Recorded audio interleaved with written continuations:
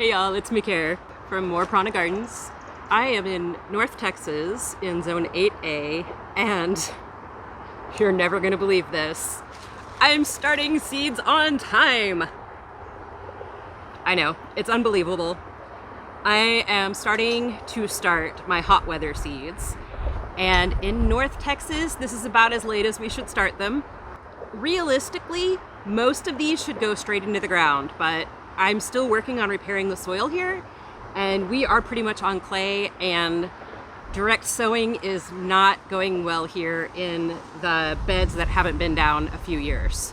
So the reason that some of these need to be direct sown or prefer to be direct sown is that they have sensitive roots. So I'm starting a lot of cucurbits today, and that's your cucumbers, melons, squashes, pumpkins, those kinds of things. Their roots are very, very touchy. They don't like being messed with at all. So they are starting in soil blocks. In a week or two, I'll be able to come along with a butter knife and lift out my end soil block. And you know, I usually put a 5th row back here, but I didn't so that I can have excess.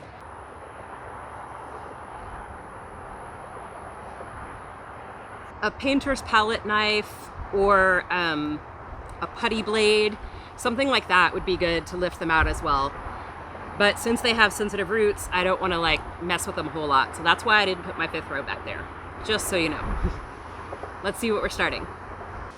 First up is going to be Rouge Vif de Tempe, which I practiced saying. And this is a pumpkin seed. It is a large seed. So I use the 3/4 inch divot maker, the insert in the soil blocker. It's the square one that you use for blocking up.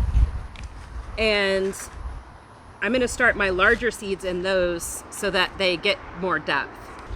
This pumpkin makes a big, either dark orange or red pumpkin, good sized pumpkin, and it has nice large seeds.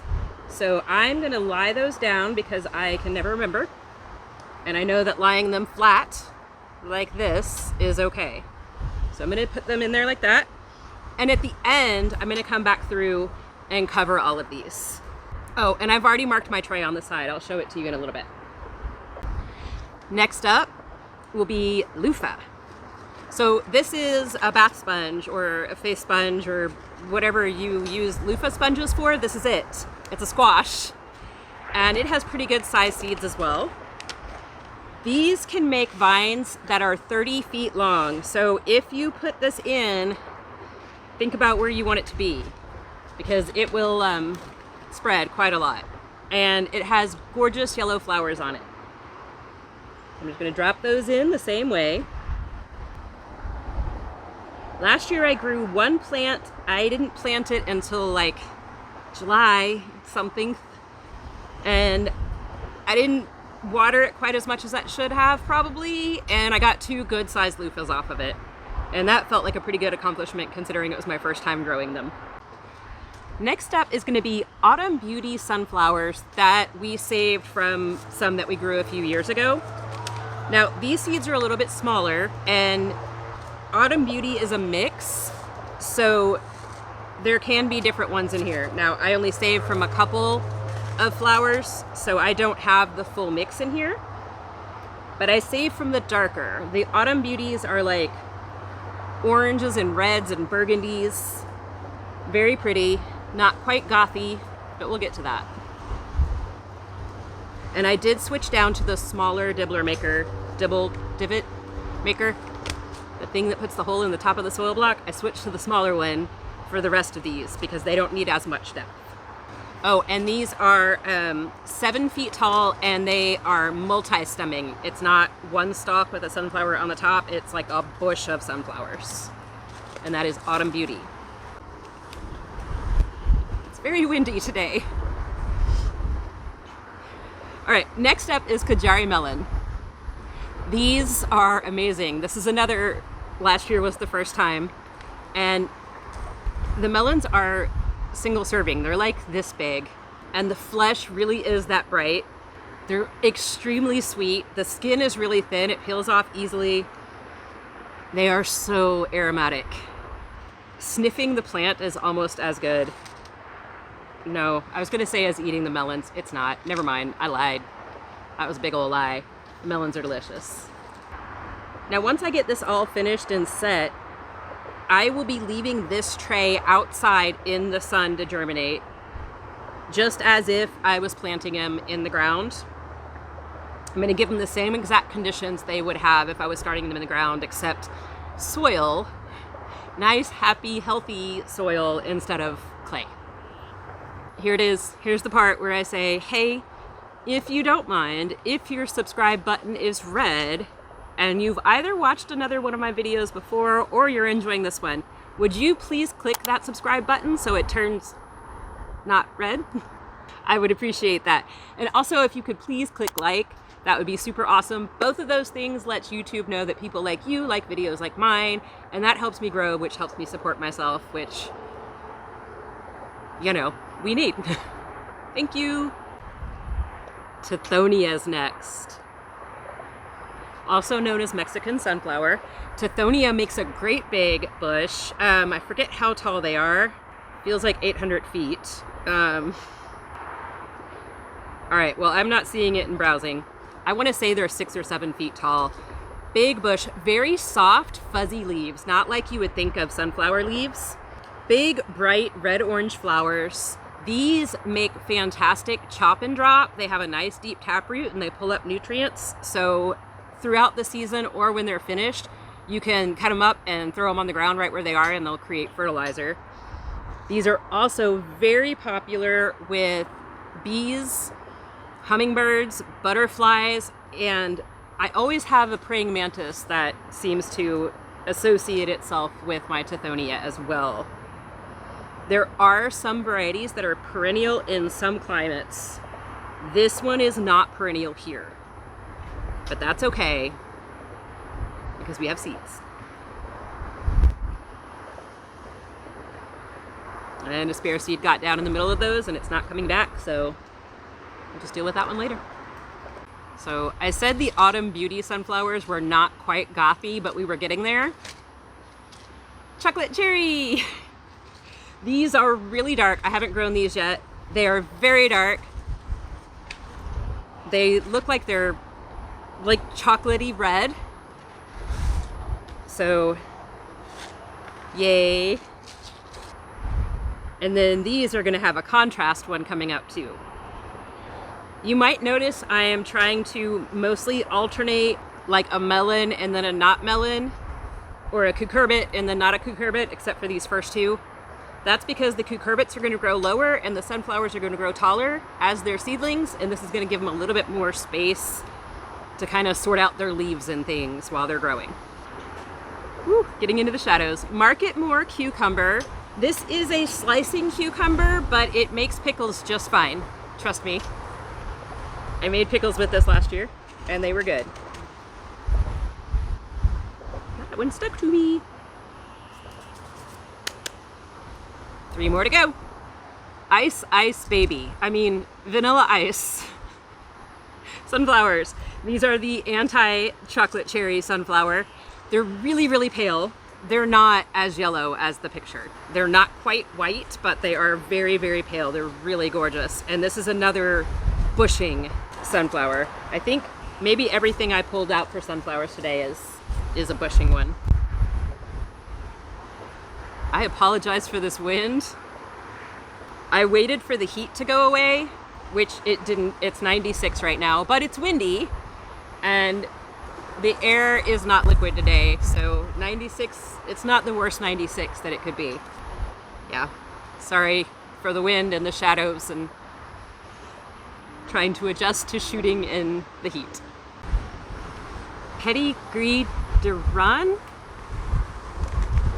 I practiced this one, but not as hard, but I know the first word because it's the same as pedophore. And I spent too much time in Mackenzie's as a child. If you know what Mackenzie's is, I already love you. These are, oh, a big handful of seeds. These are little 2-pound melons. I think they're cantaloupe-ish, but I'm not sure. This is new for me this year. I like experimenting and trying new things, especially when they're fruits. The cat is very disturbed by the wind. She does not approve of the wind blowing through her fur. All right, Malabar spinach. No, this is not a cucurbit or a sunflower. This is a very heat tolerant, in fact, I would say heat loving spinach replacement. I haven't eaten it. I'm afraid to because I really hate spinach, but apparently this doesn't have the bitterness. So I'm gonna pull it together this year and I'm gonna try it. But the chickens love it, and theirs is growing in shade right now.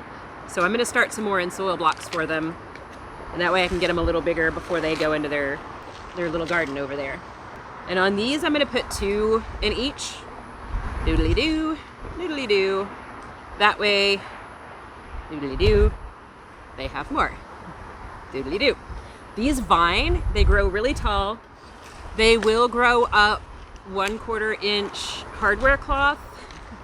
Just if you wondered if they can grow up the walls of your chicken coop or your chicken run, they can. They like to grow up just about anything.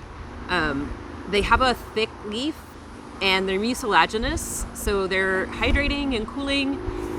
And I feel like no scientific measurements have happened here, but I feel like summer air moving through those leaves into the chicken run might help them cool a little bit. Maybe I'm talking crazy, I don't know. Okay, so here's what we've got going on.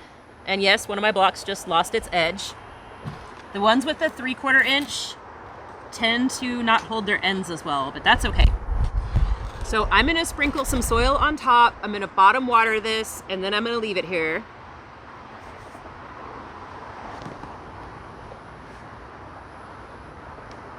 And I did sift my soil today, which I don't always, but the Happy Frog has some larger pieces in it, which is fine for potting. But I've just been sifting it and then putting the bigger pieces onto pots or into gardens as mulch. And it's been working out great that way.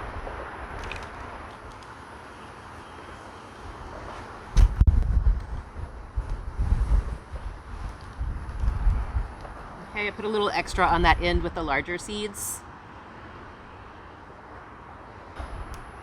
All right, and then I have my watering can preloaded with comfrey. It just lives in there full time. And I think, let's do this.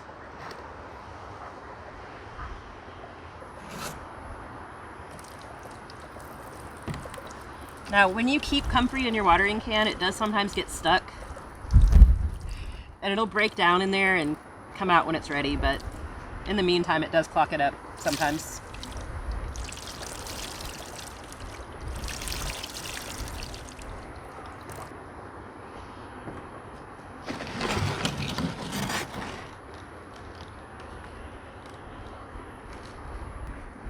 Oops, I tripped on my chair. All right, I'm gonna let these soak for a couple of minutes, and then I'm gonna take this out of the water and let it just be like this. It probably won't get watered again until like tomorrow evening.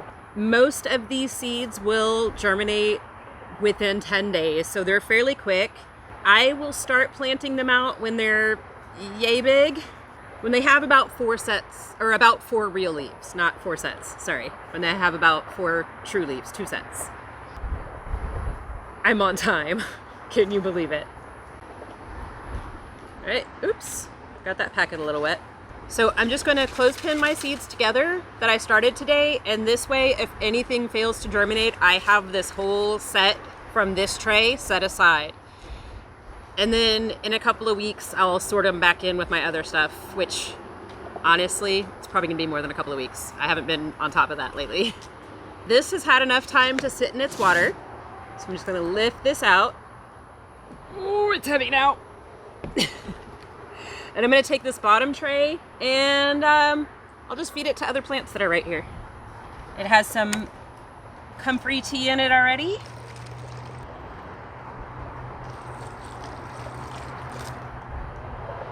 Made a mess of a plant, but that's okay. It'll get rinsed off in the morning.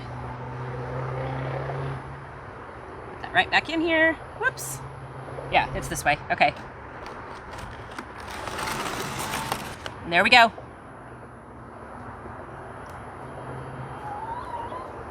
Lots of good stuff. Ready for summer? Which is almost here. I mean, physically it's summer, but on the calendar it's almost here. I will keep you updated on these seeds. Alrighty? Thanks for starting them with me. Later, y'all.